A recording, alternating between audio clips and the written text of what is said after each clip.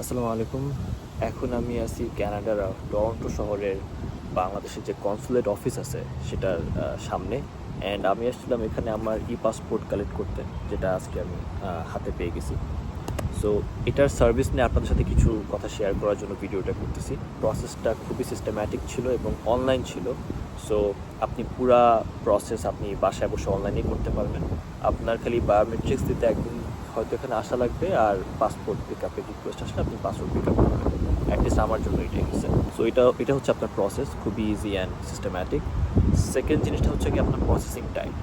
আমি আমার application submit করছিলাম জুন মাসের 3 তারিখ, এবং এক সপ্তাহের মধ্যে আমি আমার ইমেল পেয়ে যাই যে আমার passport ready for pick up. So 1 week লাগছে আমার পাসপোর্টটা হাতে আসতে। আমি এক্সপ্রেসে ডেলিভারিতে রিকোয়েস্ট করছিলাম আমার অ্যাপ্লিকেশনটা। 3 নম্বর হচ্ছে কি আপনার ফিজ।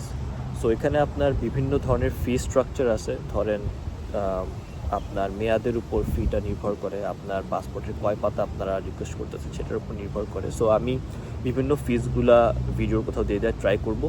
আরেকটা জিনিস যেটা আমি স্পেসিফিক্যালি বলতে চাই এই ফিজ সম্পর্কে, সেটা হচ্ছে কি আপনারা যদি স্টুডেন্ট অবস্থায় অ্যাপ্লিকেশন করেন, মানে যদি আপনার স্টুডেন্ট স্টেটাসটা অ্যাক্টিভ থাকে, আপনি যদি তখন পাসপোর্টের জন্য অ্যাপ্লিকেশন করেন, তাহলে কিন্তু আপনি রেগুলার ফিজ থেকে হিউজ একটা ডিসকাউন্ট পাবেন। সো ওইটা আপনারা অবশ্যই মাথায় রাখবেন। ফুল ভিডিওটা আমি আমার ইউটিউবে আপলোড করব। সো আপনারা চাইলে ইউটিউব আমার চ্যানেলটা সাবস্ক্রাইব করে রাখতে পারেন। আর এই তো, ক্যানাডার রেগুলার আপডেটের তথ্য পাইতে আমার চ্যানেলে ফলো দিয়ে রাখতে পারেন। Thank you.